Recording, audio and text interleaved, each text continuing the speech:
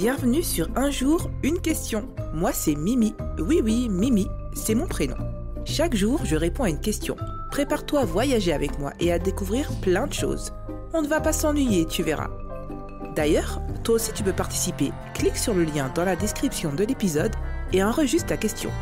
Qui sait, peut-être que ce sera la prochaine à laquelle je répondrai. Alors, prêt pour une nouvelle aventure ? C'est parti !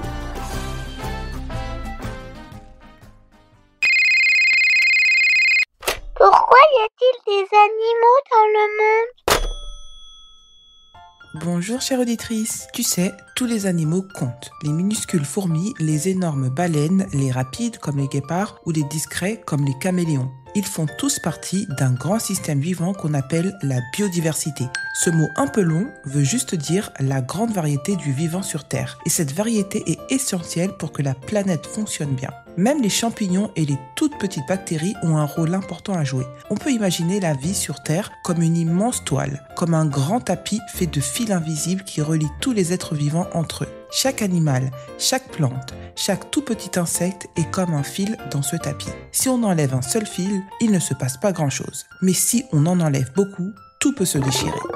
Par exemple, les abeilles. Elles ne sont pas là seulement pour faire du miel. Quand elles vont de fleur en fleur, elles aident les plantes à produire des fruits, des graines, donc de la nourriture. Grâce à elles, on a des pommes, des fraises et même du chocolat. Et oui, les fleurs du cacaoyer, l'arbre qui donne le cacao, ont besoin d'être visitées par des insectes pour donner leurs fameuses fèves.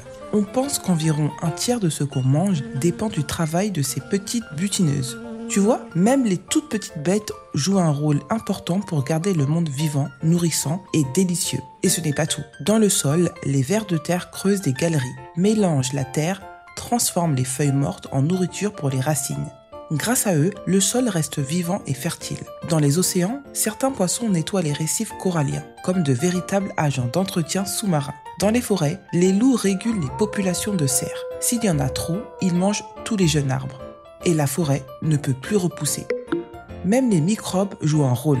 Il y en a qui aident les vaches à digérer, d'autres qui transforment les déchets en nutriments pour la terre. Chaque animal, même minuscule, a une mission dans ce grand équilibre. Moi, pour être honnête, il y a certains insectes que je n'aime pas trop. Les moustiques, par exemple. Ils piquent, ils bourdonnent, ils embêtent tout le monde. Mais même eux, ils ont un rôle.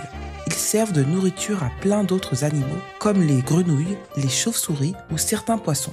Et les scientifiques découvrent même que certaines espèces de moustiques peuvent aider à contrôler d'autres insectes dangereux. Donc oui, même les animaux les plus agaçants ont une utilité. Et tout ça est utile aussi pour nous, les humains. Les animaux et les plantes aident à purifier l'eau, comme les roseaux qui filtrent les rivières ou les algues qui nettoient les océans. Ils nettoient aussi l'air qu'on respire. Un arbre, par exemple, absorbe le dioxyde de carbone et rejette de l'oxygène. Et quand on dit qu'ils fertilisent les terres agricoles, ça veut dire qu'ils enrichissent le sol pour que les plantes puissent bien pousser. Ils nous protègent aussi des inondations. Les forêts ralentissent l'eau de pluie. Les zones humides l'absorbent comme une éponge. Contre les incendies, certaines espèces mangent les broussailles sèches qui pourraient brûler. Et même les maladies. Des chercheurs ont trouvé des médicaments grâce à la peau de certaines grenouilles, au venin de serpents ou à des bactéries marines. En fait, pour protéger les espèces, c'est comme garder ouverte une immense pharmacie naturelle. Mais en mieux, parce qu'elle se régénère toute seule. Mais il y a autre chose, peut-être encore plus beau. Les animaux rendent le monde vivant, vibrant. Imagine un monde sans oiseaux dans les arbres, sans dauphins dans les vagues, sans lucioles dans la nuit. Ce serait bien triste, non ? La biodiversité, c'est aussi ce qui rend la Terre magique. Elle nous émerveille, nous inspire et elle nous rappelle qu'on n'est pas les seuls sur Terre. Qu'on n'est pas au-dessus, mais juste une petite partie d'un tout.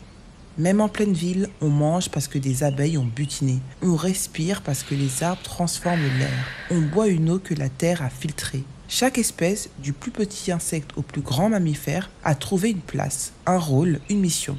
Et tout ça, ensemble, ça rend la terre habitable, vivante, étonnante et vraiment belle à observer. Donc si un jour tu croises un escargot sur un trottoir ou un renard, je sais pas, au loin dans un champ, pense à ça. Ce n'est pas juste un animal, c'est un fil de la grande toile du vivant. Et chaque fil compte. À lundi pour une nouvelle question. Un jour une question, du lundi au vendredi. Avec Mimi les idées se mettent à danser. Des pourquoi rigolos, des comment rigoureux.